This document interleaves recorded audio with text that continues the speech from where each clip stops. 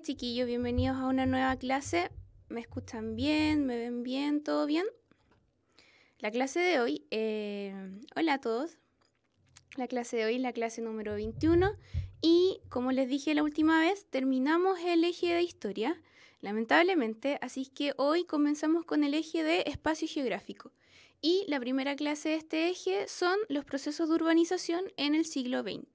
Pero como es costumbre, primero vamos a responder una serie de preguntas muy fáciles para que en el fondo tengamos fresquita la materia de la clase pasada que tiene mucha relación con la clase de hoy. Así es que empezamos. Pregunta número 1. ¿Qué caracterizó a la exportación salitrera en el norte de nuestro país? 1. La existencia de una explotación extensiva. 2. El nacimiento de oficinas salitreras equipadas con viviendas para los mineros y sus familias. Y 3. La construcción de ferrocarriles y caminos para el transporte de mineral.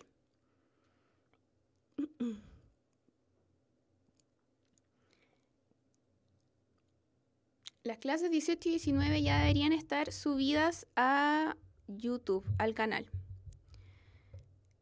¿Cuál creen que es la alternativa correcta de la pregunta 1? Está muy fácil.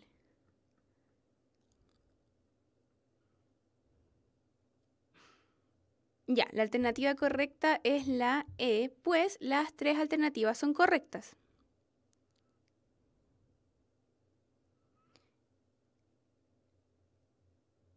Sí, la alternativa correcta es la E y vamos a ver por qué punto por punto. La primera afirmación, la existencia de una explotación extensiva, es correcta.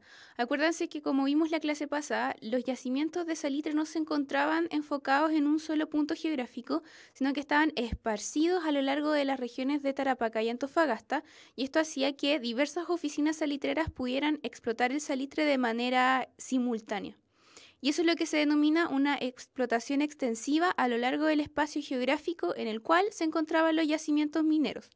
El punto 2, el nacimiento de oficinas salitreras equipadas con viviendas para los mineros y sus familias es correcta.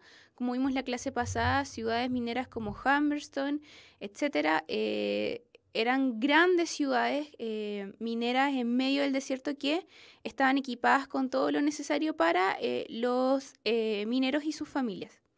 Y el punto 3, la construcción de ferrocarriles y caminos para el transporte mineral, obviamente es verdadera, ya que el fin último de la explotación salitrera era exportar el salitre y para eso necesitaba ser transportado desde las oficinas salitreras donde se producía hasta los puertos donde se exportaba, y el medio en el cual se transportan el mineral es a través de los caminos y las vías ferroviarias. Ya, pregunta número 2. ¿Todo bien?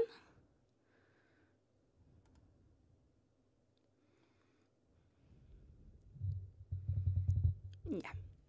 Pregunta 2. ¿Qué caracterizó el origen de la gran minería del cobre en nuestro territorio?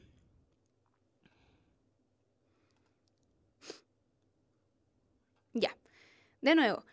Pregunta 2. ¿Qué caracterizó el origen de la gran minería del cobre en nuestro territorio? 1. La gran importancia que tuvo la inversión extranjera. 2. La existencia de dos tipos de minas, subterráneas y a rajo abierto.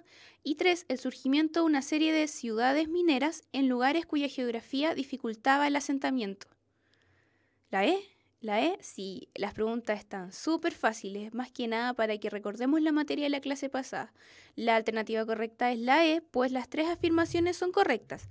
Primero, la inversión extranjera fue fundamental para poder obtener las grandes maquinarias de tecnología muy moderna que se necesitaban para explotar el cobre, la cual el país por sí solo no podía haber adquirido.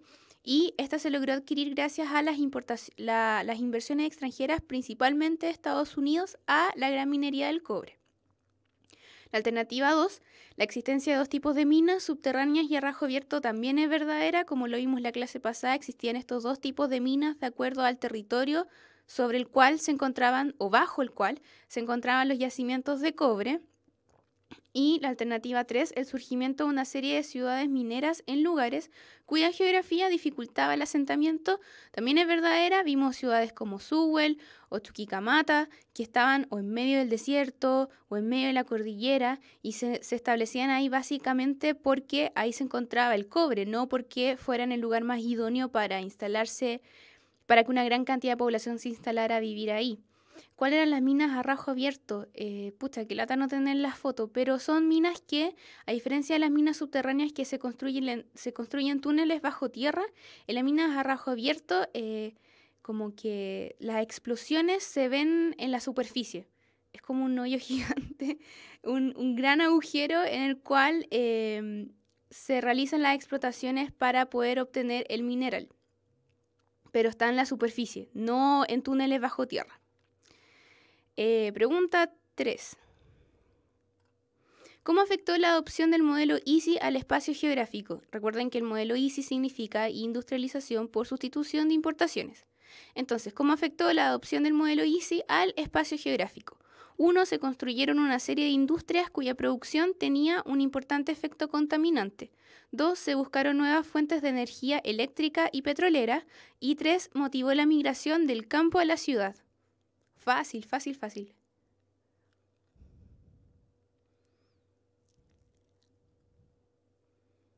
¿Cuál creen que es la verdadera o la correcta? La E. Muy bien. Las tres afirmaciones son verdaderas. Primero, se construyeron una serie de industrias cuya producción tenía un importante efecto contaminante. Verdadero, como lo vimos en la clase anterior. Es muy común que las industrias produzcan contaminación ambiental, contaminen el aire o el agua, etc. Alternativa 2, buscaron nuevas fuentes de energía eléctrica y petrolera. También es cierto, ya que no bastaba solamente con construir una industria, sino que también se requería de la energía necesaria para que esta industria funcionara. Y estas funcionaban ya sea a base de energía eléctrica o energía en base a petróleo. Y esto motivó a que se buscaran nuevas fuentes de energía eléctrica o petrolera al interior del país. Y 3, motivó la migración del campo a la ciudad. Verdadero, porque las ciudades se convirtieron en grandes focos de empleo y de educación para que la gente se motivara para migrar desde el campo a la ciudad. Además, en esa época el campo no estaba siendo lo suficientemente trabajado. Esto es previo a la reforma agraria, así es que la alternativa correcta es la E. Las preguntas están muy, muy fáciles. Pregunta 4. Señala alguna de las características que tuvo la reforma agraria. 1. Buscaba redistribuir los terrenos en manos de pocas personas y aumentar la producción agrícola. Me desconcentré. Preguntan en el chat, en la pregunta anterior, supongo. La 1 es tan verdadera. O sea, se puede considerar como verdadera, porque efectivamente las industrias tienen... no entiendo a qué uno se refieren, de la pregunta 3 o la pregunta 4. Ahí me lo dicen en el mail. Perdón, en el chat. Ya, la voy a leer de nuevo porque me perdí.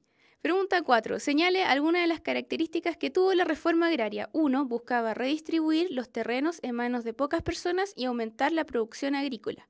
2. Muchos terrenos fueron divididos y otorgados a los campesinos sin tierras. 3. Tras el régimen militar, volvió a existir una nueva concentración de la propiedad, ahora de empresarios, o en manos de empresarios. ¿Cuál creen que es la alternativa correcta? No hay ninguna duda. Qué bueno. Chiquillos, de la pregunta 4, ¿cuál creen que es la alternativa correcta?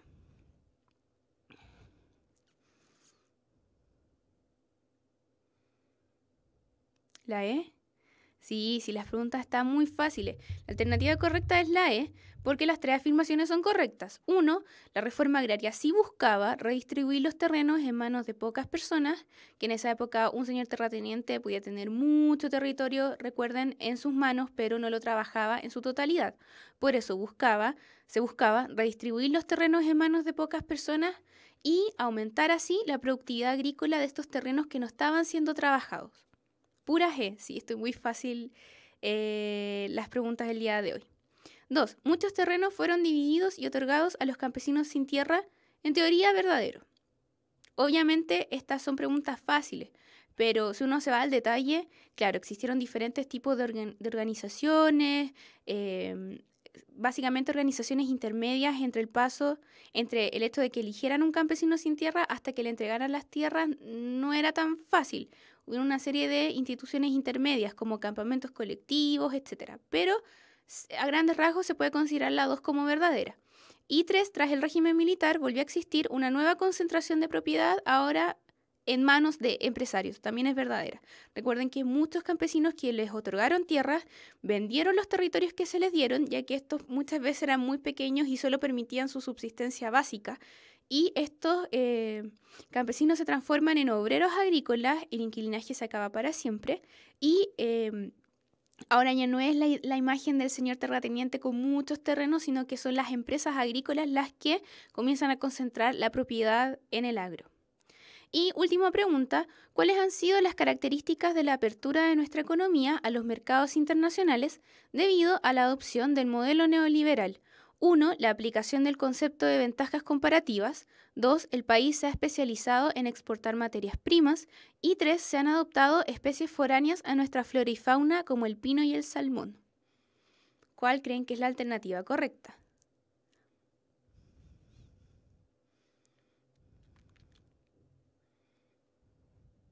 Está igual de fácil que las anteriores.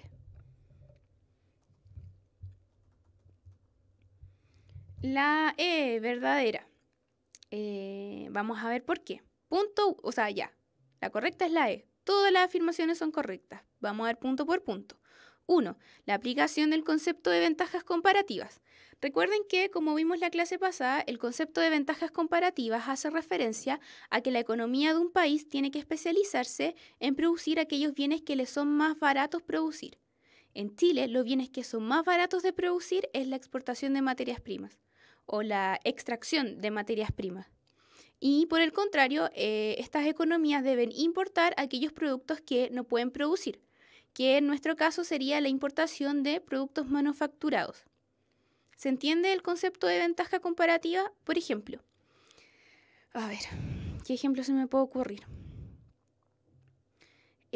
Para la economía nacional, un ejemplo de ventaja comparativa es la exportación de vino, por ejemplo, ya que debido al territorio nacional, sobre todo en la zona centro del país, la tierra es muy fértil y se da muy fácilmente el cultivo de viñedos.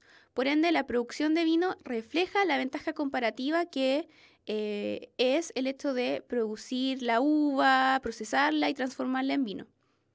¿Se entiende? Pero, por ejemplo, no es una ventaja comparativa. A ver, me estoy complicando, pero ¿se entiende el concepto de ventaja comparativa? Me dicen, ahí me avisan en el chat. ¿Sí? ¿Quedó claro? Bacán, ya. El punto 2. ¿El país se ha especializado en exportar materias primas? Sí, porque en el fondo se aplica este concepto de la ventaja comparativa, que es lo más fácil o lo más barato de producir. Por ejemplo, no es la industria lo que es más barato de producir en el país, sino que explotar las materias primas que nos da la tierra. Minerales, el cobre, productos agropecuarios, ganadería, etc. Y el punto 3 es verdadero también porque se han adoptado especies foráneas a nuestra flora y fauna como son el pino y el salmón para las producciones silvícolas y salmoneras en el sur del país. Entonces la alternativa correcta, muy fácil, era la E. Son todas correctas. Hoy día las preguntas estuvieron demasiado fáciles, así que el próximo lunes vamos a poner un grado de dificultad mayor.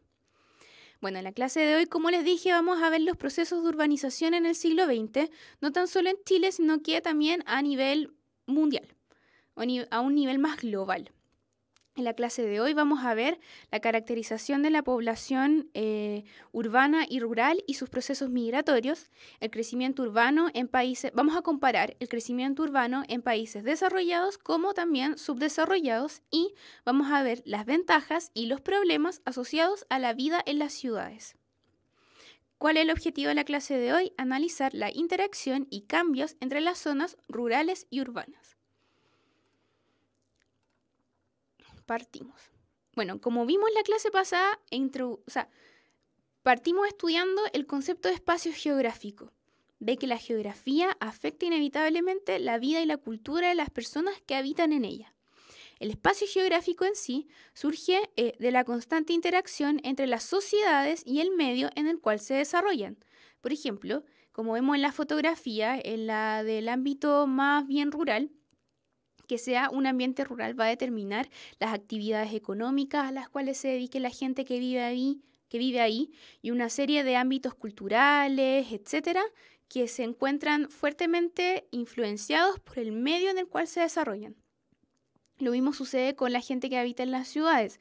Nuestras costumbres, nuestros hábitos están determinados por las actividades que se pueden realizar en las ciudades. Por ejemplo, el hecho de, qué sé yo, poder estudiar estudios universitarios o más complejos, poder acceder a una serie de servicios que en el campo no se encuentran, etcétera.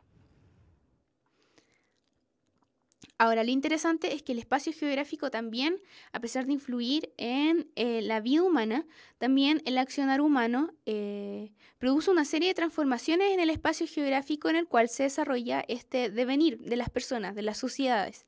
Esto porque los cambios políticos, económicos, sociales y culturales ocurridos a lo largo de la historia, y en este caso enfocados en el siglo XX, han profundizado una serie de procesos históricos que se venían desarrollando anteriormente, principalmente la migración del campo a la ciudad, la cual data del siglo XIX, tanto acá como en el mundo, pero en el siglo XX este proceso migratorio se intensifica mucho más. Así, el ámbito urbano pasa a tener una importancia nunca antes vista en la historia como de la humanidad, porque tenemos que comprender que la importancia de las ciudades no se puede entender solo a nivel local, no se puede comprender solo la importancia que tiene Santiago para la realidad nacional, sino que también este es un proceso mundial en el cual las ciudades de todo el orbe comienzan a tener una gran importancia para el desarrollo económico, social, político de las poblaciones humanas. Tradicionalmente, hasta el comienzo del siglo XX, gran parte de la población mundial habitaba en las zonas rurales, ya sean en pequeños pueblos o en aldeas. El hábitat rural está muy integrado con el medio físico y la economía que lo sustenta.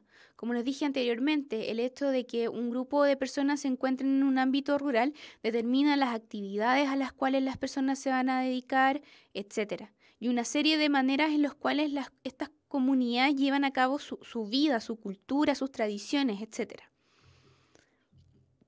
En este sentido, el paisaje rural es mucho más horizontal y mucho más extenso que el paisaje urbano, y suele tener obviamente una mucha menor cantidad de construcciones, es decir, que a diferencia de lo que uno ve en la ciudad, hay menos cantidad de habitantes, por ende hay menos cantidad de viviendas, etc. Y también tienen una menor cantidad de población. Los espacios urbanos se caracterizan por el desarrollo de actividades extractivas, de actividades económicas extractivas, principalmente la ganadería y la agricultura, obviamente porque el medio facilita que se desarrollen estas actividades. Pero debido a este proceso de urbanización, muchas funciones propias de la ciudad se han trasladado a las zonas rurales cuando las ciudades se comienzan a expandir. Y vemos que en el espacio antes eminentemente rural se comienzan a ver nuevas construcciones que no pertenecen a esta realidad rural, como industrias, viviendas, parques empresariales, aeropuertos, centros comerciales, etc. A ver, ¿cómo ejemplificar esta idea? Por ejemplo, Santiago. Santiago como ciudad se ha expandido tanto que no sé si ustedes han visto cuando pasan por la 5 Sur, por la Panamericana, la Ruta 5, hay un mall en medio de la carretera, hay un condominio gigante, y esas zonas antes eran predios rurales, sobre todo cuando se termina San Bernardo, qué sé yo, Buin, no sé, comienzan a haber construcciones como industrias, no sé, Carosi, el Mall Plaza Sur, o las Lomas de Mirasur, que antes esa zona, ese terreno era eminentemente rural. Y vemos que Santiago se ha expandido tanto que se necesitan más espacios para construir estos malls, estos condominios, estas industrias o el aeropuerto, y así se comienzan a expandir hacia las zonas rurales. Y es así como es cada vez mucho más difícil determinar claramente el límite entre las zonas rurales y las zonas urbanas. ¿Se entiende el ejemplo? Como, eso es lo que yo conozco, pero si tienen algún otro ejemplo lo pueden compartir en el chat.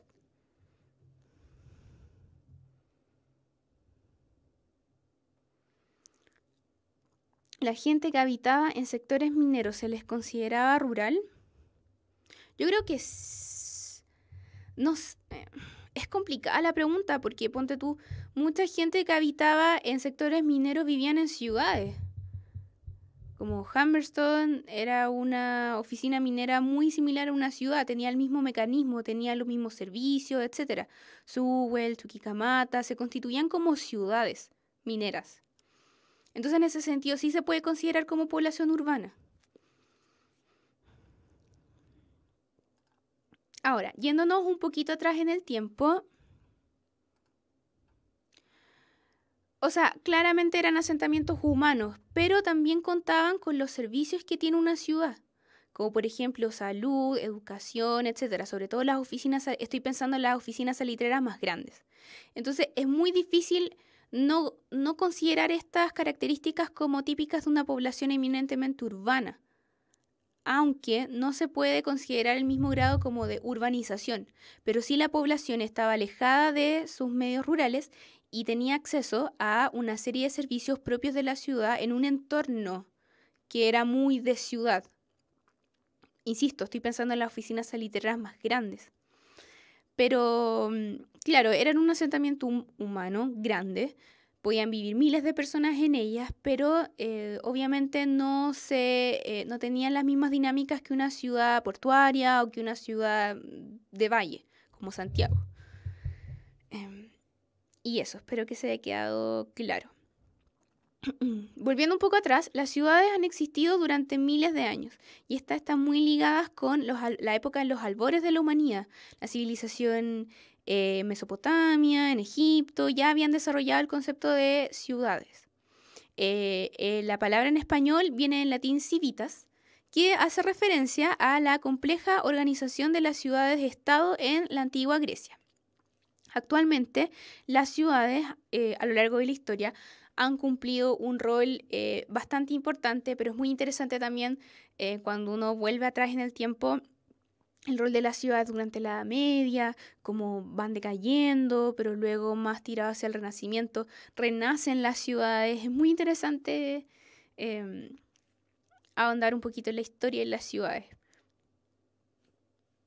Actualmente, y a nivel mundial, las ciudades cumplen un papel muy importante, sobre todo tras la revolución industrial del siglo XIX, ya que esta revolución, que eminentemente potenciaba la industria, se localizaba de manera absoluta en las ciudades. Ese era su ambiente, la ciudad. Y es así como los centros urbanos comienzan a crecer rápidamente y su volumen se expande mucho más durante los últimos 50 años, en el cual la explosión de las ciudades el crecimiento de las ciudades comienza a ser casi como explosivo. Y este es un fenómeno eminentemente contemporáneo. Estamos hablando de los últimos 50 años. Y vemos cómo en la actualidad las ciudades están en un constante crecimiento, tanto del tamaño de las ciudades como de la cantidad de población que habita en ellas. En la actualidad no es así. ¿No es así qué? No entiendo mucho la pregunta. Ahí me actualizan en el chat.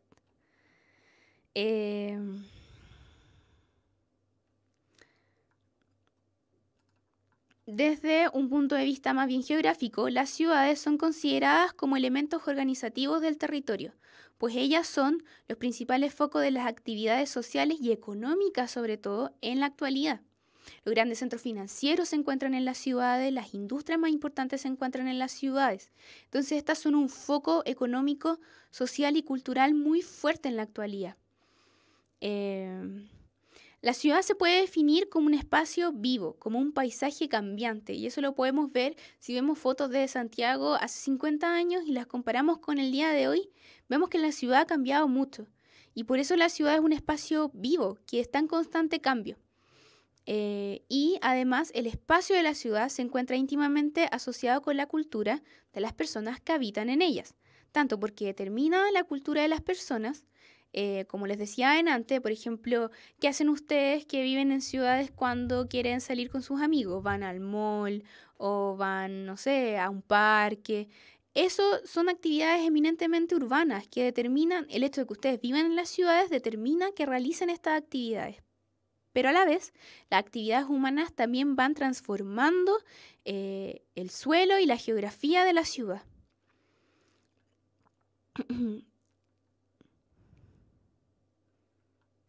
Se utilizan una serie de criterios para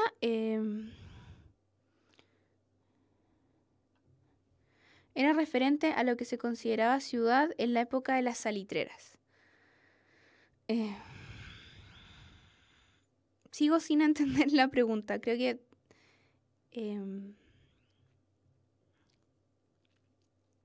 es que en la actualidad, como lo vimos en la clase pasada,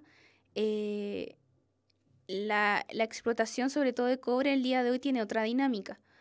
Como vimos en la clase pasada, ya no se construyen estas grandes ciudades mineras, sino que son más bien pequeños asentamientos en los cuales los trabajadores se movilizan, solo ellos, ya no los trabajadores y sus familias, a trabajar en modo de turnos en los asentamientos mineros. Entonces, en el día de hoy es difícil hablar de ciudades propiamente mineras como en la época del salitre o a comienzos de la gran explotación del cobre. Entonces, yo diría que no, que la actualidad no es así. Sí existen ciudades que se ven muy influenciadas por la actividad minera, como Antofagasta, Calama, etc. Pero estas son ciudades que existen desde antes de la explotación de cobre, pero que también se ven inevitablemente muy influenciadas por esta actividad. Pero no es que determinen la existencia de la ciudad en base a la explotación de cobre. Espero que haya quedado claro. En todo caso, si tienen dudas, pregunten en el chat hasta que se queden sin dudas.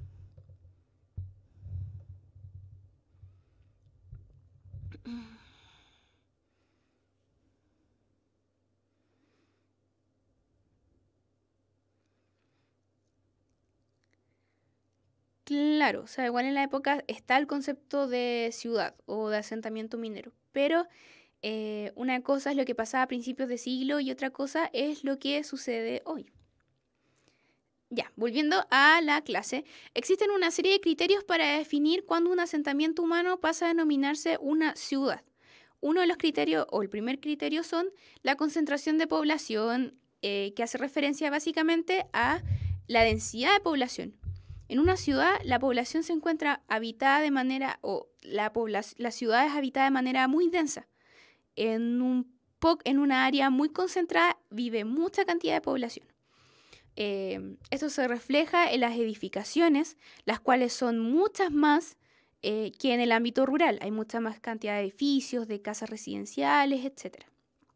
Porque proporcionalmente viven muchas más personas en un espacio mucho menos extenso. Entonces, en una ciudad la densidad de población es mucho mayor. Recuerden que la densidad hace referencia a la cantidad de habitantes por kilómetro cuadrado. Otro criterio para clasificar a un asentamiento urbano como ciudad es el tamaño de su población. Una ciudad tiene mucha más población que un área rural.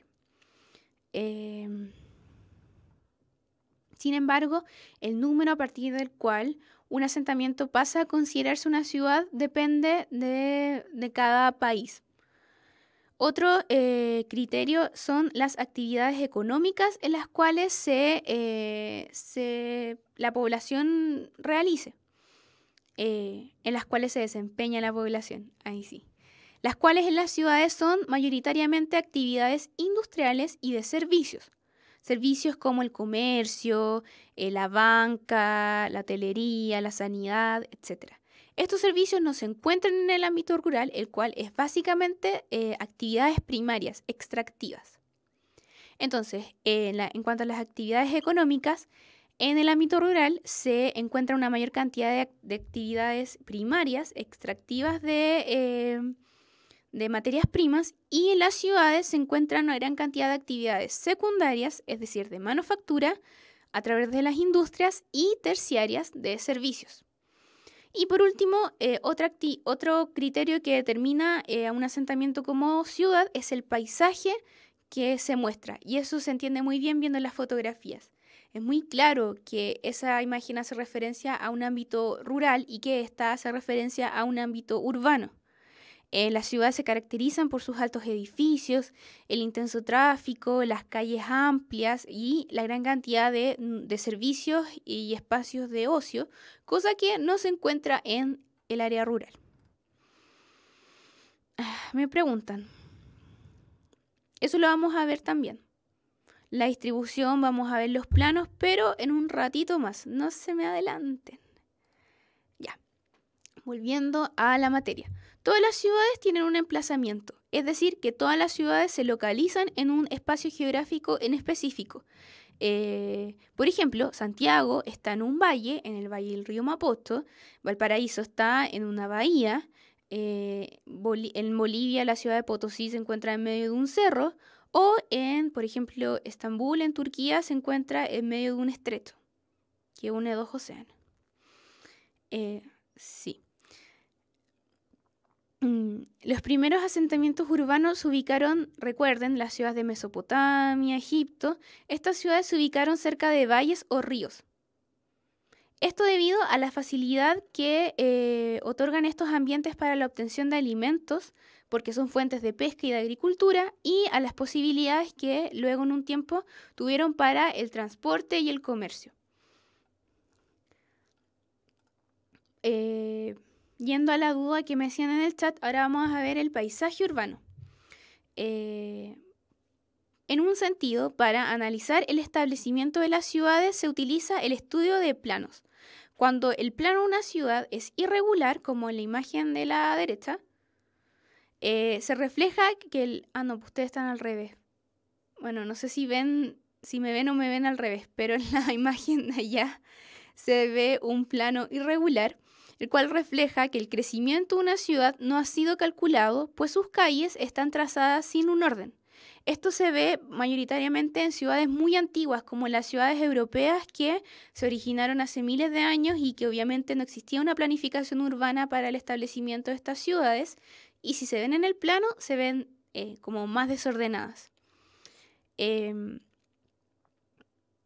el otro caso están las ciudades con un plano regular, como se ve en la imagen de acá, el cual refleja que el crecimiento urbano de esta ciudad ha sido planificado, ya que son cuadras perfectas. Eso sí, refleja un orden y una planificación al momento de la construcción de la ciudad. La mayoría de las ciudades en el mundo presentan zonas que son irregulares y otras zonas que son regulares. Esto porque muchas ciudades, estoy pensando sobre todo en las ciudades más antiguas de Europa, etc., nacieron de una forma más bien espontánea. Y obviamente no existía una planificación para un asentamiento que se originó de forma espontánea. Pero en épocas posteriores su extensión se realizó siguiendo un plano más bien urbanístico. ¿Todo bien? Todo bien. Actualmente el paisaje urbano se encuentra determinado por una serie de actividades o funciones que se realizan al interior de una ciudad y que le dan en el fondo la identidad a esta ciudad. A las ciudades me refiero a nivel mundial. Cuanto más grande es una ciudad, mayor va a ser la cantidad de funciones que va a acoger esta ciudad. Y eso es algo súper importante, porque por ejemplo, viéndolo en un ejemplo local, Santiago es la ciudad más importante de Chile, es la ciudad más grande y obviamente tiene una diversidad de funciones mucho mayores que otras ciudades más pequeñas, sobre todo en regiones. Entonces ahí se entiende el concepto de que entre más grande es una ciudad, entre mayor cantidad de población tenga, mayor diversidad de servicios va a tener o de funciones. Entre estas funciones se encuentran la función residencial, que es la que ocupa la mayor cantidad del espacio en una ciudad y se organiza de acuerdo al ingreso de sus habitantes. Eso pasa sobre todo en Santiago, que de acuerdo al lugar que ocupe una vivienda, este muchas veces determina la condición socioeconómica de las familias que vivan en ella. También está la función político-administrativa, que se vincula al rol de las ciudades como centros de organismos de gobierno local o gobierno regional y servicios de administración del Estado. También está la función económica, que se vincula con el rol de las ciudades como centros de la actividad comercial y de la actividad industrial. También existen otra serie de funciones como los servicios financieros, los servicios de transporte, etc. Pero como les dije hace un rato, es en las ciudades el foco de la actividad económica casi a nivel nacional, en el cual se desarrollan las actividades más importantes como la industria y el comercio y los servicios. Otras funciones tienen un importante rol religioso. Esto viéndolo más a nivel universal, ciudades como Roma, Jerusalén o la Meca tienen una importancia también por el contexto de religiosidad que tienen. Y también existe la función cultural relacionada a la presencia de universidades, centros de investigación, parques de entretención, cine, teatros, museos, etc.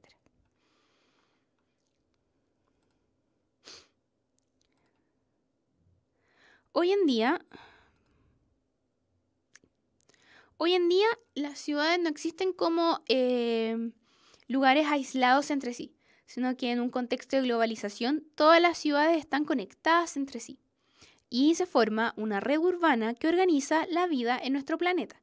Es decir, las grandes ciudades del mundo como Nueva York, París, Londres, etc., se encuentran interrelacionadas entre sí, sobre todo en ámbitos económicos, etc.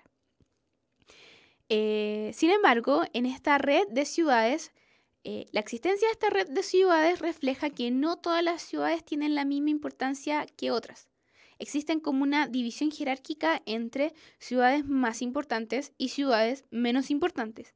Generalmente las ciudades más importantes son mucho más grandes y tienen una importancia económica y social mucho mayor que otras ciudades más pequeñas.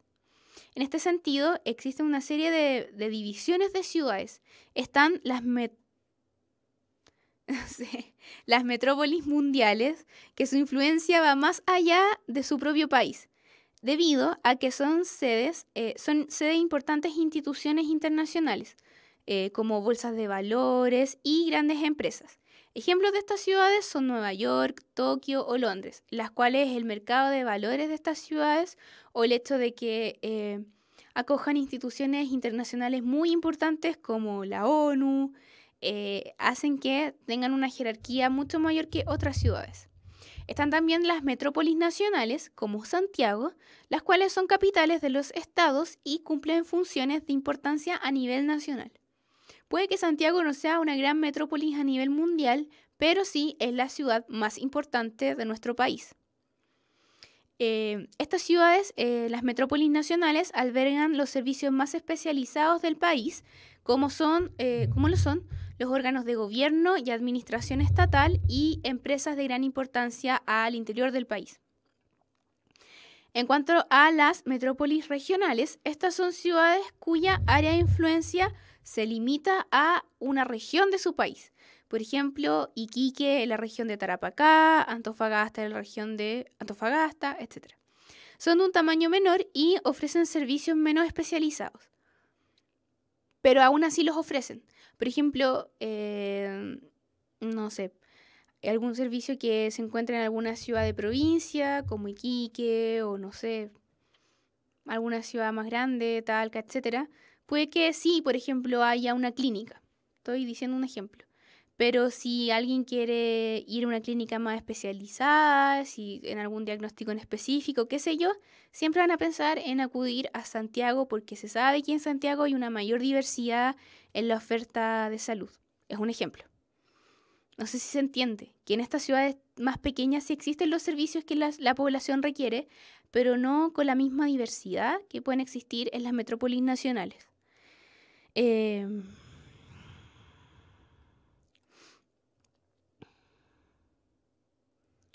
Me preguntan si Chile tiene el plano regular. Chile o las ciudades de Chile. Pensándonos en Santiago, yo creo que como dije cuando estábamos pasando los planos, hay muchas ciudades que tienen los dos tipos de planos. Que hay zonas de la ciudad que tienen este plano regular, como por ejemplo el casco histórico de Santiago, que yo sí considero que puede ser un plano regular, pero otras ciudades, como por ejemplo en la periferia, que no tienen una planificación urbana muy sofisticada, pueden mostrar este plano irregular. no es un plano absoluto, no es que una ciudad sea solamente con plano regular, otras ciudades tengan solamente un plano irregular, sino que muchas veces tienen ambos. ¿Cuántos habitantes tiene Chile? Sí, 17 millones aproximadamente. Y creo que en Santiago, si no estoy mal, deben vivir como 7 millones de habitantes. Confírmenlo en el chat, estoy casi segura. Bueno, como les dije, en la actualidad las ciudades están creciendo de una manera constante, no solo en Chile, sino que a nivel mundial. Este crecimiento urbano hace que se formen extensas zonas urbanas. Se utiliza el concepto de áreas urbanas, como está acá, para referirse a una gran ciudad o metrópolis y además a la extensa zona urbana circundante. Esta zona de los suburbios, de la periferia, porque las ciudades se expanden de una manera tal que mucha gente prefiere vivir en zonas más alejadas del área central de la ciudad, como por ejemplo, no sé, en la zona oriente, no sé, Lo Barnechea, o en la zona norte, Chicureo, o en la periferia, etcétera. Que esta también es considerada un área urbana, pero un área urbana circundante. Es decir, que rodea al casco antiguo o la ciudad en sí. ¿Se entiende? Sí. Esta zona urbana circundante a la gran ciudad comprende varios núcleos de población, la cual depende de los empleos y los servicios que otorgue la ciudad. ¿Se entiende? Por ejemplo, gente que vive en parcelas en el sur de Santiago siguen viviendo en estas zonas que circunda a la ciudad. Si bien están más alejados del centro, siguen estando en una zona que se pueda considerar aún así como esta área metropolitana. Por ejemplo, zonas como Talagante, Peñaflor, Buin, Pirque, etc. Y mucha gente tiene que viajar hasta Santiago para trabajar, para obtener servicios, etc. Profe, los Países Bajos son los que están ubicados bajo el nivel del mar, no porque sean pobres. Los Países Bajos están como en el norte de Europa, como Noruega, Holanda, creo. Y sí, se denominan Países Bajos porque están a una muy baja altura, o sea, muy cerca del nivel del mar, pero no porque sean pobres. Ok, y otro concepto importante como sale en el PowerPoint es el concepto de conurbación, que es cuando o sucede cuando dos ciudades se expanden geográficamente de manera tal que llegan a unirse físicamente, pero mantienen su autonomía. Ejemplo, el ejemplo más fácil es Coquimbo y La Serena. Estas dos ciudades se encontraban en puntos diferentes, una en Coquimbo y otra en La Serena. Pero comenzaron a crecer tanto, que las fronteras entre las ciudades comenzaban a acercarse. Entonces, cuando uno va en auto, no se da ni cuenta cuando dejó de estar en Coquimbo y pasó a estar en La Serena.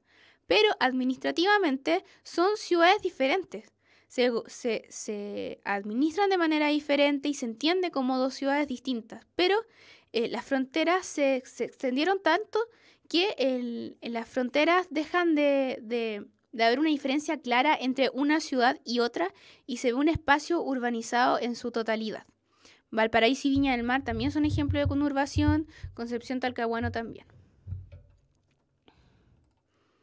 A escala mundial, y como lo vemos en el mapa, existen 4 espacios o grandes espacios geográficos en los cuales se albergan las ciudades más grandes o las ciudades más importantes. Primero, el primer espacio es Europa Occidental, no alcanzo, Europa Occidental y Europa Central, la cual continúa por la cuenca del Mediterráneo. Ahí está el Mediterráneo.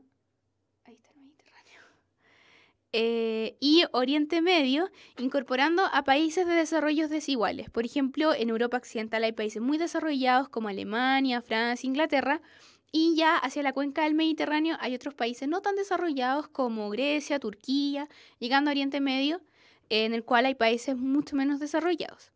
La segunda zona o espacio en el cual se encuentran estas grandes ciudades se extiende por Asia Meridional, que es esta.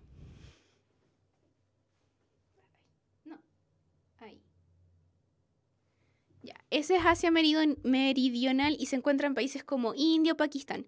En estos países se trata de naciones poco urbanizadas en las cuales tienen una población más bien agrícola y rural.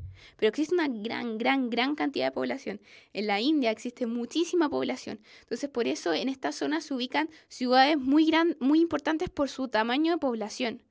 Quizás no por sus funciones económicas a nivel mundial, sino porque existe gran cantidad de población, pero en general son países poco urbanizados y poco desarrollados.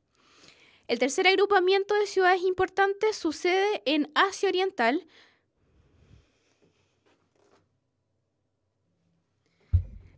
donde se combinan países industrializados con una fuerte presión demográfica. Es decir, que también son ciudades que tienen una gran cantidad de población y por eso se destacan como núcleos de ciudades importantes. Y por último, el cuarto espacio donde existe gran cantidad de ciudades importantes es en Norteamérica, sobre todo en Estados Unidos y Canadá. Eso no quiere decir que existan grandes metrópolis en otras zonas, como por ejemplo Sao Paulo, Río de Janeiro, Santiago, Buenos Aires, etc. Sino que lo que vimos recién son como núcleos donde hay muchas ciudades importantes. ¿Se entiende? Sí. Cualquier duda en el chat, acuérdense.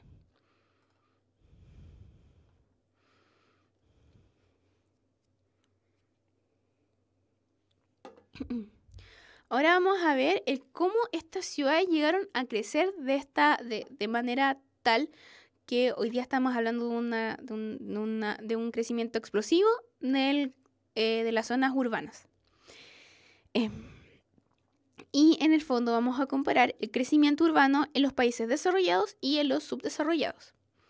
Desde las últimas décadas del siglo XIX, que como vimos anteriormente, comienza a originarse este gran crecimiento urbano gracias básicamente a la revolución industrial. Es así como comienza este proceso denominado como explosión urbana. Tal ha sido la envergadura de esta explosión urbana que hoy en día existen muy pocas regiones en las cuales no pueda apreciarse la influencia de la realidad urbana. Es decir, que este proceso no solamente lo vimos en Chile, sino que es un proceso que se da a nivel mundial. Este fenómeno de urbanización a nivel mundial se puede explicar o se puede analizar considerando dos etapas históricas. La primera etapa se inició con la Revolución Industrial del siglo XIX y se extiende hasta la primera parte del siglo XX y afecta principalmente a los países desarrollados, principalmente en Europa Occidental. En ellos, la acelerada industrialización y la expansión económica, producto de la revolución industrial, junto con la masificación de los medios de transporte, principalmente el ferrocarril, y de los procesos de edificación en las ciudades, permitió ampliar el tamaño de los centros urbanos y facilitar la concentración de población en ellos. Además, comenzaron a aplicarse en estas ciudades europeas una serie de políticas de planificación urbana que regulaban el crecimiento y la planificación de la vida en las ciudades. Ejemplo, Londres en Inglaterra.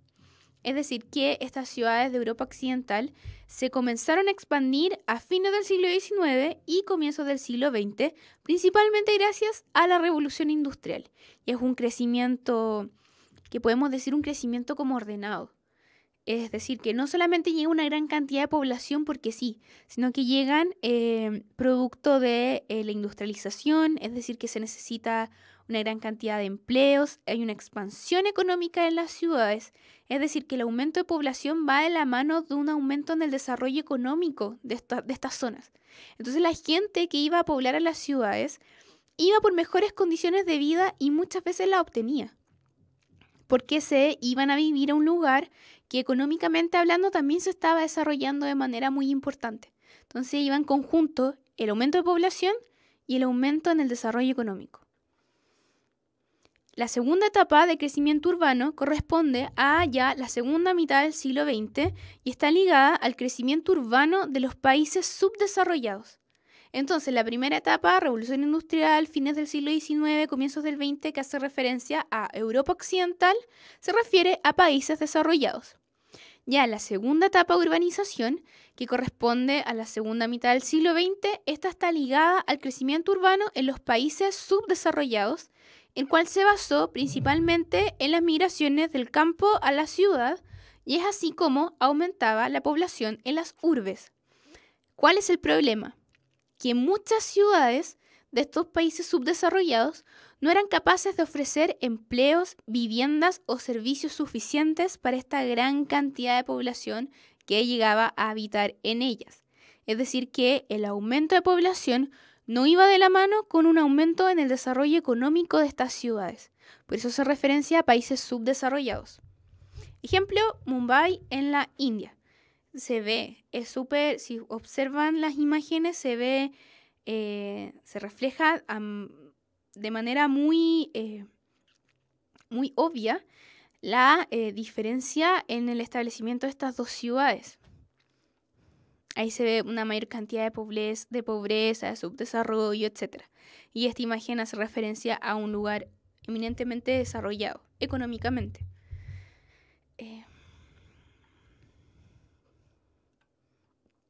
Esta diferencia en los procesos de urbanización hace que en los países desarrollados se asocie el alto nivel de urbanización como también se asocia a un alto desarrollo económico, como les decía antes.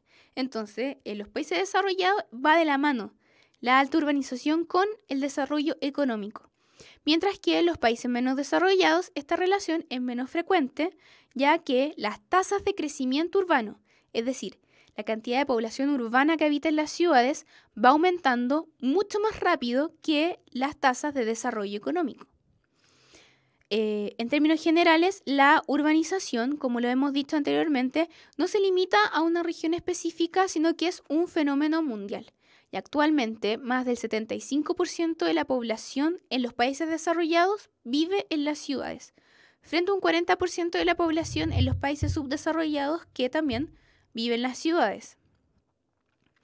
Sin embargo, en cuanto a su población y su tamaño, las ciudades en los países subdesarrollados crecen a un ritmo mucho más rápido que las ciudades de los países desarrollados. En las ciudades de los países desarrollados, como en Europa Occidental, por ejemplo, en Norteamérica, sobre todo en Europa, debido a la deficiente tasa de crecimiento demográfico, el crecimiento de estas ciudades está estancado. Nace menos personas, hay menos cantidad de población, por ende, el crecimiento de la ciudad, demográficamente hablando, se encuentra más bien estancado. Sin embargo, en las ciudades de los países subdesarrollados, la migración del campo a la ciudad es algo que sigue, es un proceso que continúa hasta el día de hoy. Entonces, comparativamente hablando, en la actualidad, en cuanto a su población y su tamaño, las ciudades de los países subdesarrollados crecen mucho más que la ciudad de los países desarrollados. ¿Se entiende la idea? Recuerden que cualquier duda, cualquier cosa que no entiendan, al tiro al chat. Y yo les respondo la duda al tiro. No, todavía no. En cuanto a los países desarrollados, ciudades como las que vimos en el mapa anteriormente, ciudades como...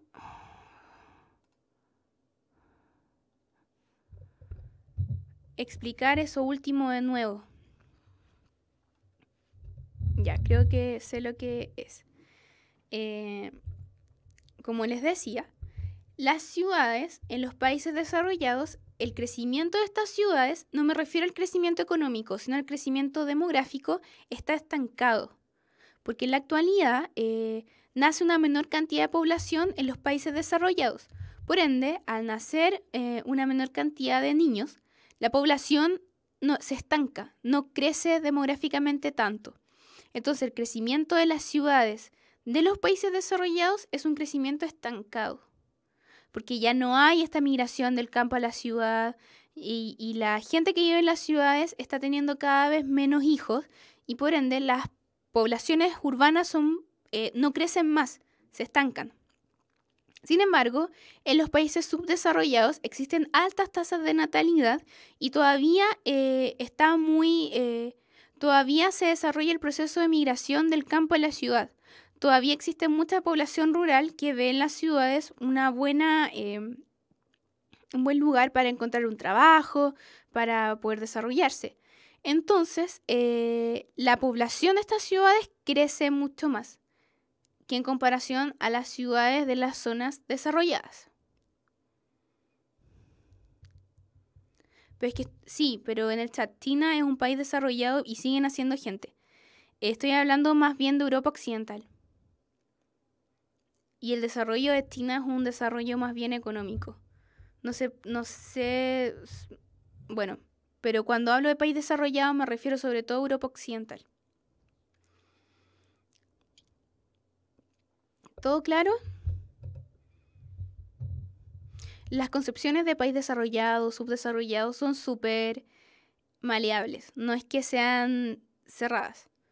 Dependen del contexto al país en el cual se le quieran aplicar estas divisiones o conceptos.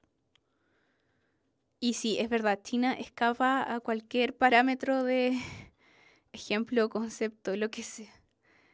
Ya. En cuanto a las ciudades de los países desarrollados, un ejemplo de ciudad subdesarrollada sería Santiago. Yo creo que sí. Porque su crecimiento, la explosión demográfica al interior de la ciudad, como vimos en clases anteriores, se dio sobre todo en la segunda mitad, no, desde la primera mitad del siglo XX, pero sobre todo entre los años 40 y 60, ahí la demografía urbana explota en Santiago, la población se duplica. Entonces, considerando la materia que hemos visto, sí, yo creo que Santiago sí, y en general Latinoamérica en general se considera como lugares subdesarrollados. Entonces, en ese caso, Santiago sí sería una ciudad subdesarrollada. Ya, ¿ninguna duda? ¿Más dudas? ¿Hablan al tiro o callen para siempre? No, mentira. Cuando tengan una duda, al tiro en el chat. Y los países en vía de desarrollo sería Chile, ¿cierto? Es que país en vía de desarrollo y país subdesarrollado son como sinónimos. Yo entiendo que son lo mismo. No necesariamente. Porque países subdesarrollados pueden ser países muy pobres y países en vía de desarrollo puede ser como Chile, que están en el fondo pasando la barrera de la pobreza y acercándose más a los parámetros de un país desarrollado. Entonces sí, Chile sería un país en vía de desarrollo. Ya, sigamos. En cuanto a las ciudades en los países desarrollados, insisto, cuando hablo de país desarrollado me refiero a Europa Occidental y América del Norte. Latinoamérica, Asia y África en general hace referencia a naciones subdesarrolladas. Entonces, cuando hablo de países desarrollados, Europa Occidental, América del Norte. Estas ciudades de Estados Unidos, de Canadá, son ciudades más bien recientes y presentan un trazado ordenado debido a la planificación urbana que determinó su nacimiento. Pero también existen otras ciudades, sobre todo en Europa Occidental, que son ciudades tan antiguas que tienen un trazado muy irregular debido a la falta de planificación original al momento de construir estas ciudades. Un rasgo característico de estas ciudades, y sobre todo Estados Unidos, que lo pueden ver mucho en las películas, en las series, es que la periferia crece mucho. ¿Por qué? Porque gran cantidad de población decide alejarse de los grandes centros urbanos y vivir en los suburbios que otorgan una calidad de vida mucho más tranquila, con menor tráfico, menor contaminación, menor delincuencia, etc. Y en el caso de las ciudades en los países en vías de desarrollo, como Chile, estos países en vías de desarrollo hacen referencia a ciudades en América Latina, en Asia y en África. Estas ciudades suelen ser un poco más desordenadas. El tráfico no se encuentra tan regulado y su infraestructura es muchas veces insuficiente. Es como la imagen que tenemos, como el estereotipo de la imagen como en la India, etc. Los servicios en estas ciudades suelen ser más escasos y de menor calidad y se reflejan una serie de profundas diferencias sociales entre las diferentes personas que habitan en las ciudades. Diferencia en su estrato socioeconómico. A pesar de ello, las grandes metrópolis en los países subdesarrollados cuentan con una gran cantidad de población, dándose una primacía demográfica. Es decir que, como les dije antes, esta población urbana se encuentra en un constante crecimiento demográfico y también estas ciudades son o tienen la hegemonía financiera, industrial, social y política de la administración nacional en comparación con otras ciudades del territorio. Pregunta. O sea que en países subdesarrollados está pasando lo inverso a los... No, de nuevo. O sea que en países desarrollados está pasando lo inverso a los subdesarrollados y la gente está buscando alejarse del núcleo de la ciudad. Sí. Como por ejemplo en Estados Unidos, sí. La gente trata de alejarse de los grandes núcleos de ciudad. O por ejemplo en Santiago, la gente vive o trata de irse a vivir en zonas cada vez más lejos. Precisamente porque buscan una mejor calidad de vida. Pero yo siento que tipo de como afirmaciones como esa no se pueden aplicar a todos los países desarrollados. Ponte tú, yo no sé si en Europa pase lo mismo que en Estados Unidos. No estoy segura. No estoy segura si que la periferia crezca tanto como lo vemos en Estados Unidos o como en Chile. Entonces sí, se puede considerar que sí. En algunos casos sí es verdad, como en Estados Unidos, que es como la típica idea del suburbio, etc. Pero aplicar esa afirmación a todos los países desarrollados, yo no me atrevo a hacerlo. Pero en algunos casos sí. Pero que se entienda.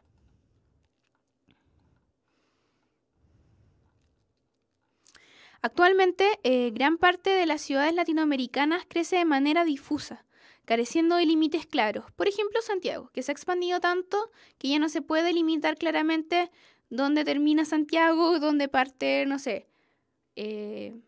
Buin, Pirque, Paine, no sé, Colina, etc.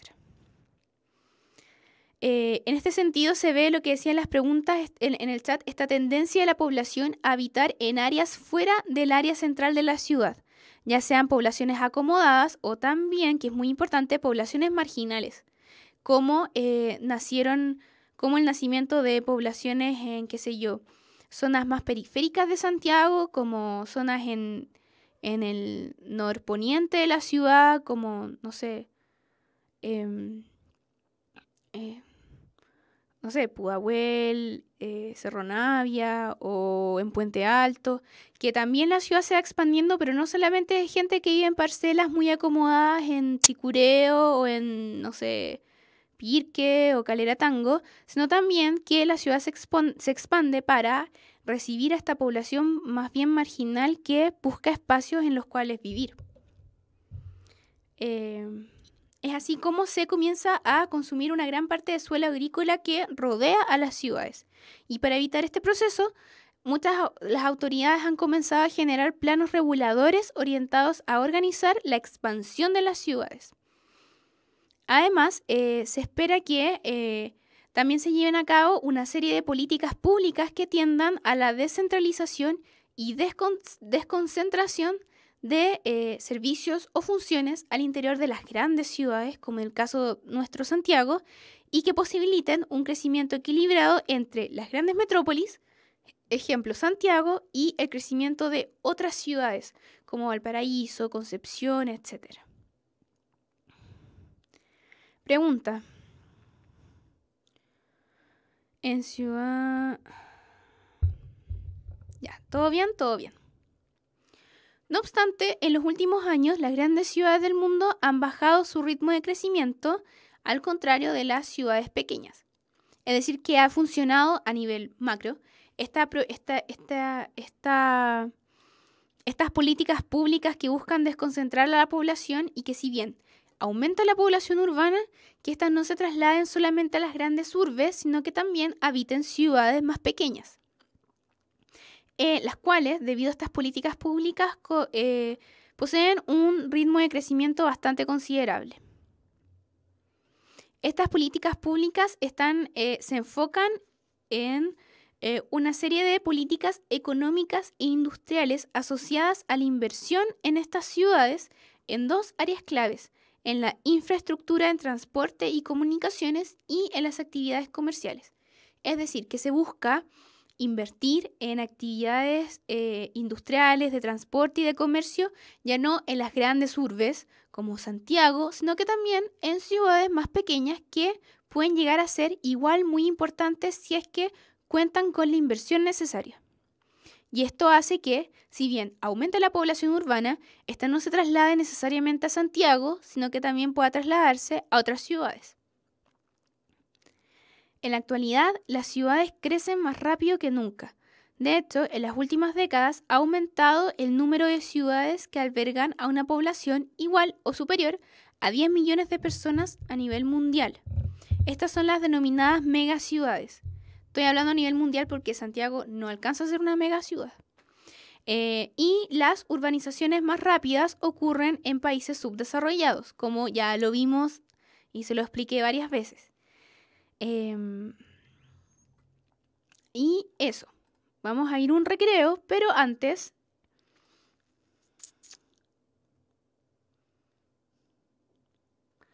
Talca es un ejemplo de ciudad no tan pequeña.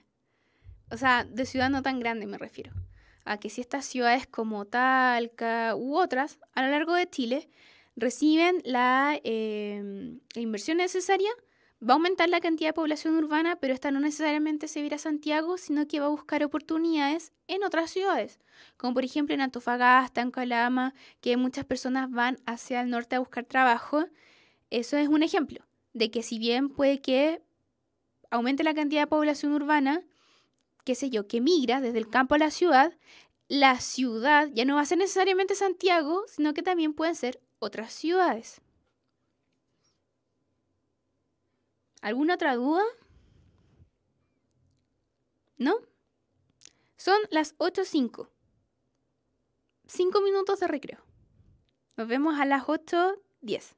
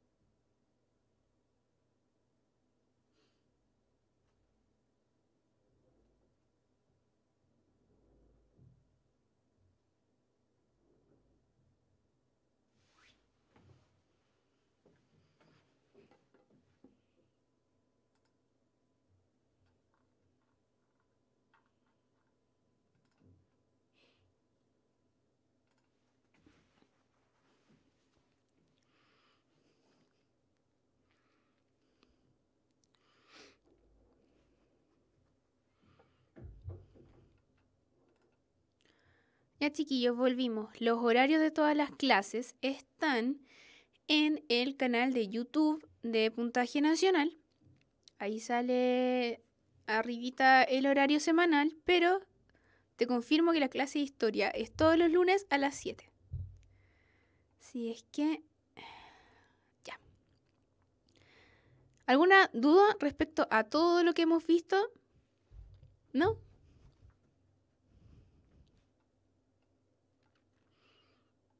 Ya. Entonces, vamos a seguir con la materia. Ahora vamos a ver los beneficios de la vida en las ciudades y también las desventajas de la vida en las ciudades.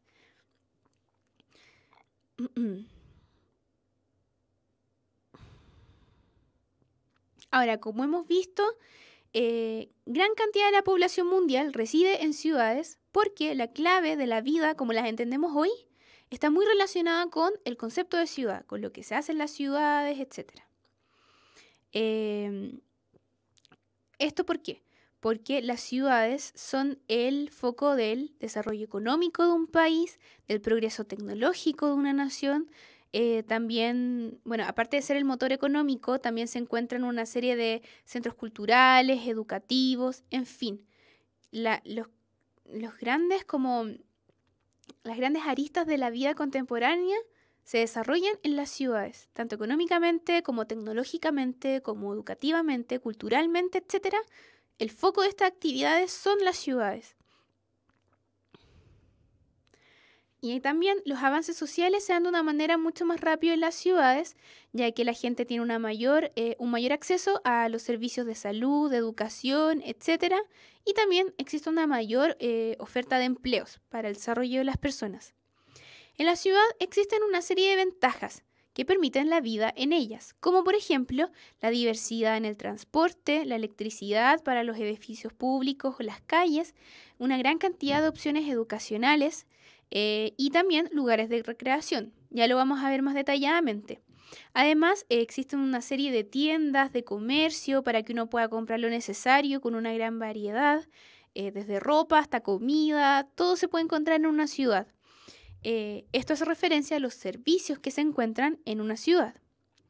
Si bien en las áreas rurales o en ciertas áreas rurales es posible encontrar estos servicios, como por ejemplo estoy pensando salud o educación o tiendas de ropa o de comida, en las ciudades donde se concentran y se masifican, donde hay una mayor variedad, una mayor especialización en el caso de la salud o la educación, y etc.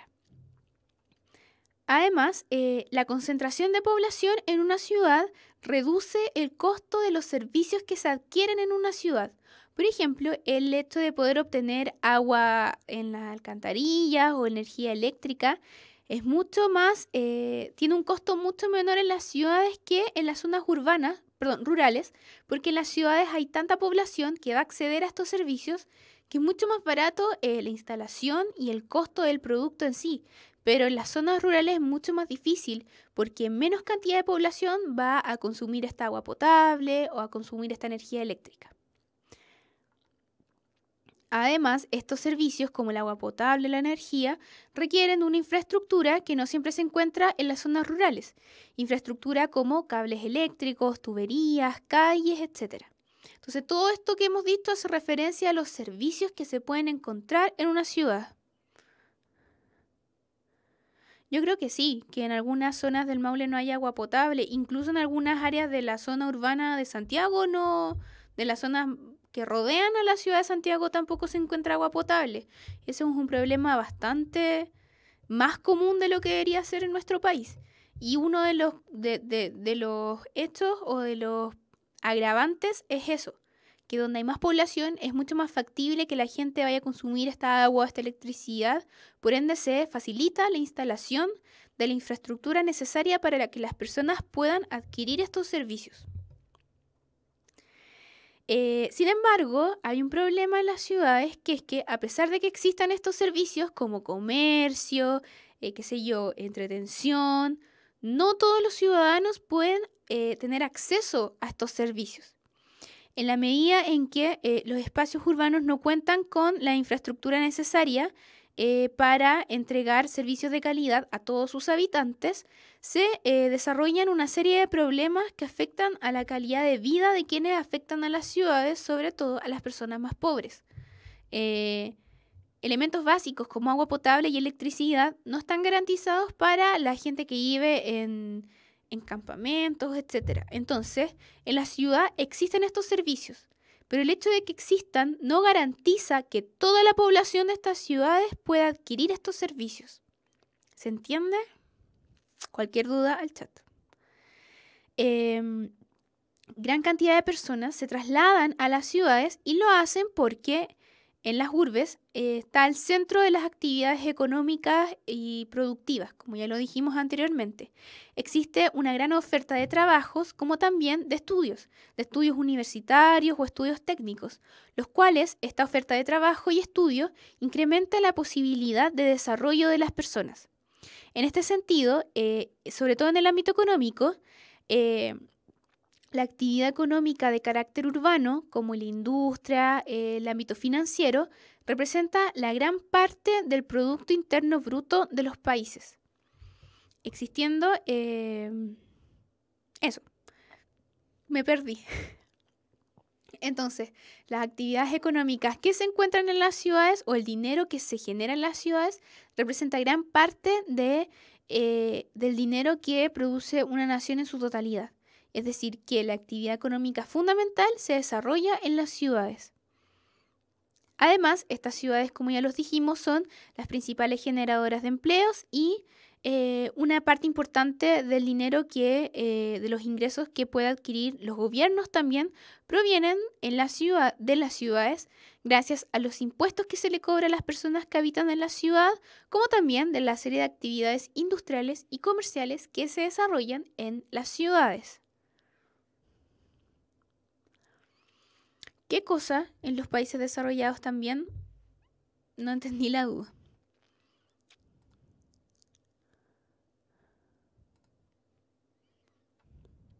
Bueno, también como les dije, la oferta educativa y de estudios superiores son también mucho más amplias en los sectores urbanos y se concentran en las ciudades grandes cantidades de colegios, universidades, centros de formación técnica.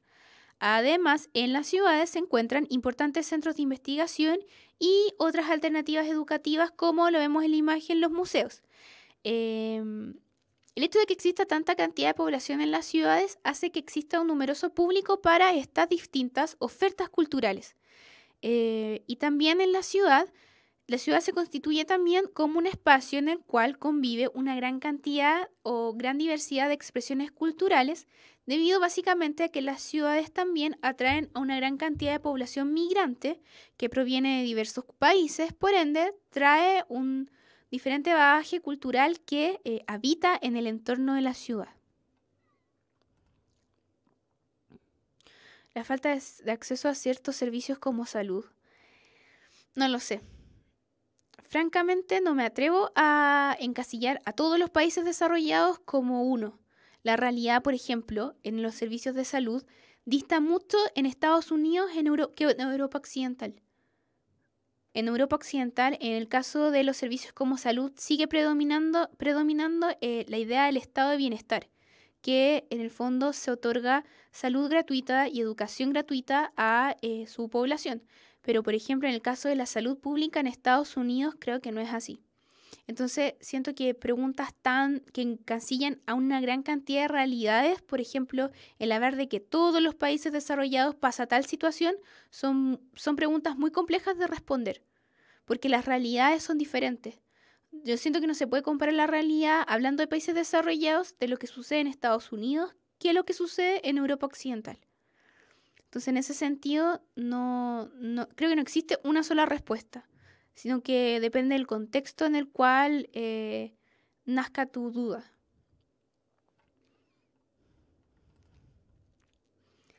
Ya, ¿alguien tiene alguna consulta en cuanto a los beneficios de la vida urbana? ¿Ninguna? Porque ahora vamos a ver las desventajas de la vida en las ciudades. Existen una serie de aspectos negativos propios de las ciudades, los cuales han motivado que muchas personas prefieran irse a vivir a estas zonas suburbanas, como lo veíamos hace un ratito, que están como rodeando a las ciudades, pero no forman como parte directa de estas. Entre las desventajas que se encuentran en la vida de las ciudades, primero está la pobreza. Es decir, mucha gente tiene mucho acceso a una gran diversidad de servicios, pero no todos.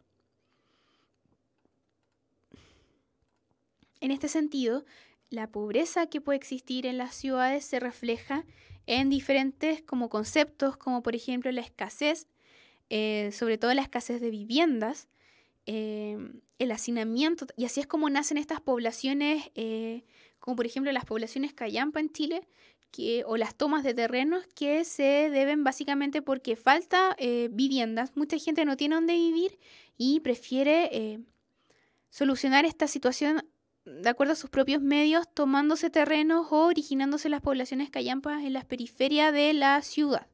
También se da el hacinamiento, que muchas personas deben vivir de allegadas en casas de otras personas porque también no existe una cantidad de viviendas para cubrir la demanda, sobre todo en los sectores más pobres. A pesar de que las ciudades proyectan una imagen de desarrollo y modernidad, esta no es igual para todos sus habitantes.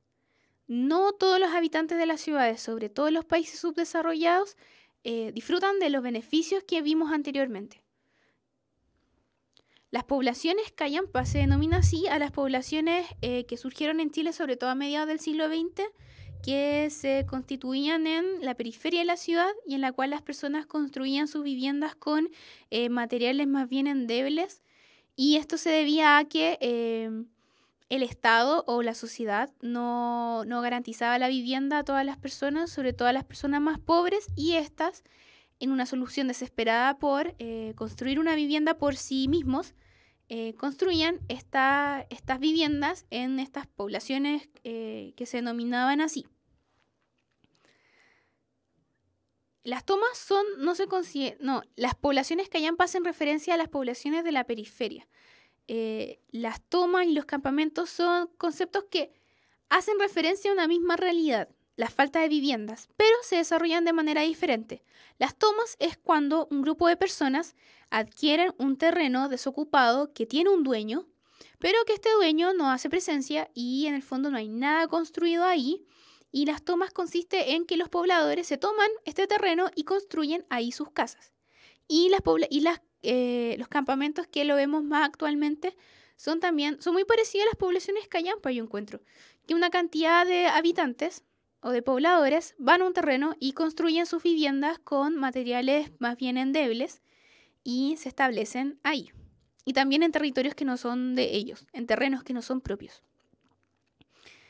Bueno, como les dije, existe un alto grado de segregación socioespacial, el cual lamentablemente se da solo por el hecho de habitar ciertas zonas de la ciudad que por lo general presentan menores estándares de calidad de vida y déficit en su infraestructura y alcantarillado. El hacinamiento, la pobreza y la delincuencia son parte de la vida cotidiana de ciertos sectores de la ciudad y por estas razones, lamentablemente, sus habitantes suelen ser estigmatizados o rechazados o discriminados por el resto de la sociedad, lo cual dificulta las posibilidades de superación y desarrollo. Eso es algo que en Santiago se ve muy latente, lamentablemente. También, bueno, esto sucede más que nada en países subdesarrollados. En este sentido, Chile sí cae, pero a la perfección, la descripción que acabamos de hacer con Santiago. En el caso de los países desarrollados, sobre todo en Europa, esta pobreza la viven no los habitantes europeos, sino que los habitantes migrantes.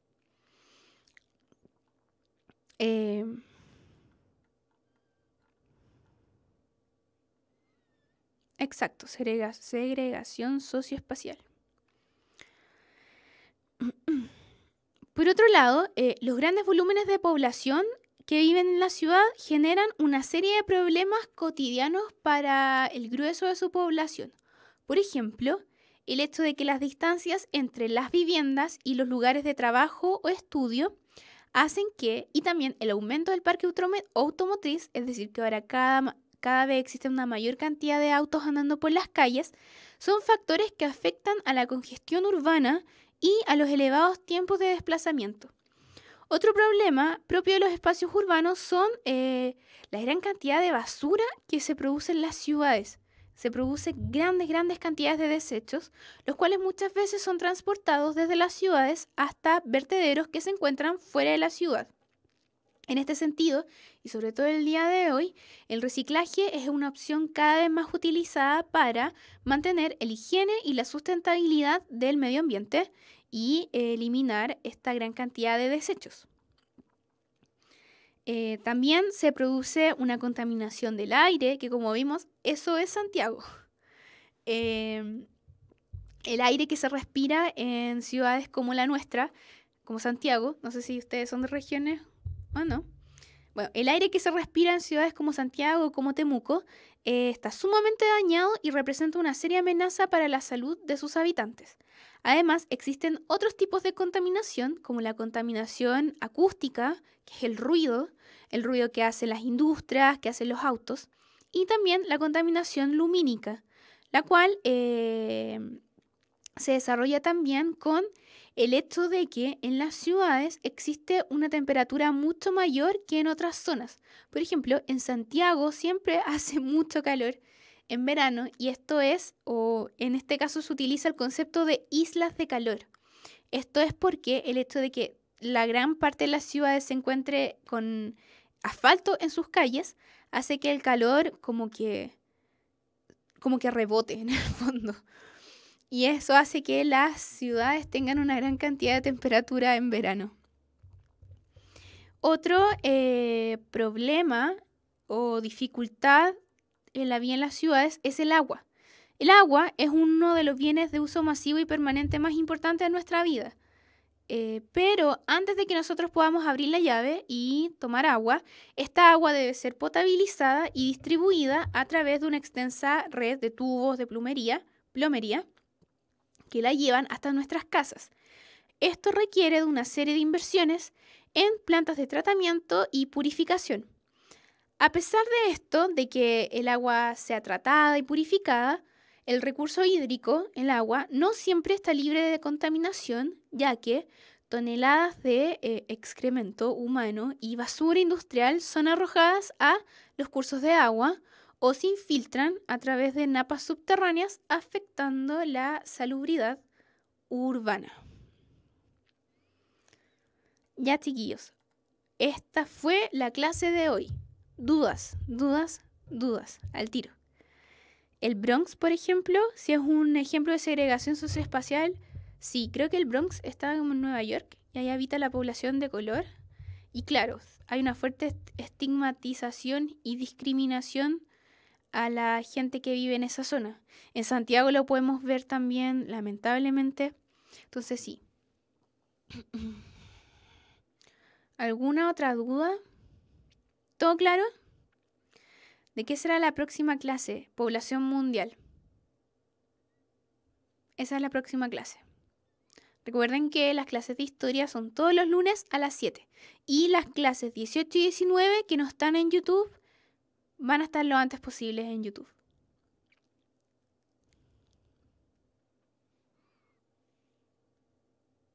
¿Ninguna duda más?